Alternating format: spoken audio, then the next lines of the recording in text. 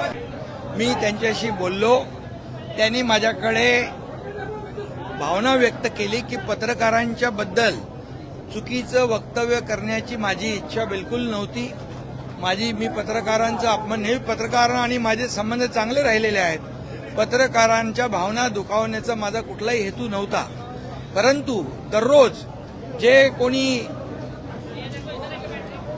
काय त्यांना म्हणतात, अरे जे रोज त्यांच्या विरोधामध्ये बोलतात, रोज त्यांच्या बद्दल अपशब्द काढतात, तोडून टाका, मारून टाका, तुडवून टाका, घरात घुसा आणि अतिशय खालच्या दर्जाच्या, नीच दर्जाचे, अतिशय खालच्या दर्जाचे जे शब्द वापरतात आपल्या मीडियासमोर, खरं म्हणजे हा मीडियाचा देखील अपमान आहे. किती वेळापासून काय काय बोलतायत तेही आपण पाहिलेलं आहे. याचा राग संजय पाटील यांच्या मनामध्ये आहे. त्या पत्रकारांच्या बाबतीमध्ये त्यांच्या मनामध्ये कुठलाही राग नाही आणि पत्रकारांच्या बाबतीमध्ये अशा प्रकारचं वक्तव्य कधी आम्ही कोणी लोकप्रतिनिधींनी करूही नये. आणि त्यामुळे मी त्यांना सांगितलेलं आहे की आपल्याकडून काही शब्द गेले असतील पत्रकारांचे अपमानजनक, तर आपण पत्रकारांशी बोलून दिलगिरी व्यक्त करू.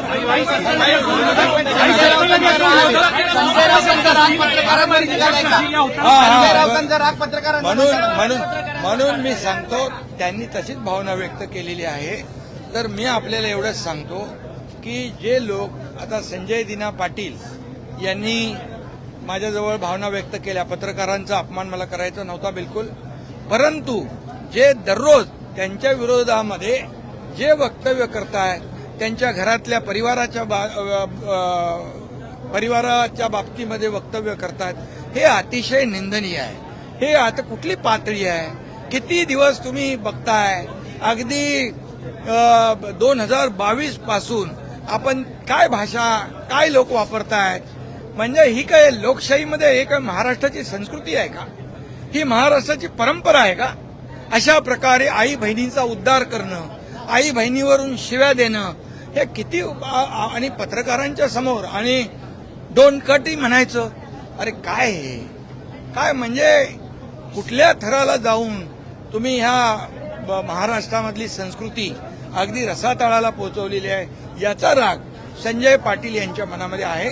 मी पुन्हा एकदा सांगतो, संजय पाटलांनी माझ्याकडे भावना व्यक्त केल्यात. कुठल्याही पत्रकारांचा अपमान मला करायचा नाही आणि त्यांना या बाबतीमध्ये माझ्याकडून काही बोलणं अनावधानाने झालं असेल तर मी बिलकुल दिलगिरी व्यक्त करेन. अशा प्रकारचा माझी आणि त्यांची चर्चा झाली. आणि मी स्वतः सांगतो की पत्रकारांच्या बाबतीमध्ये कधीही लोकप्रतिनिधी असेल, आमचा विषय असेल, आपला पक्ष असेल, तर कधी कुठल्याही प्रकारचा अपमान, पत्रकार आणि लोकप्रतिनिधी हे आपण दररोज एक दुसऱ्याला पूरक आहोत.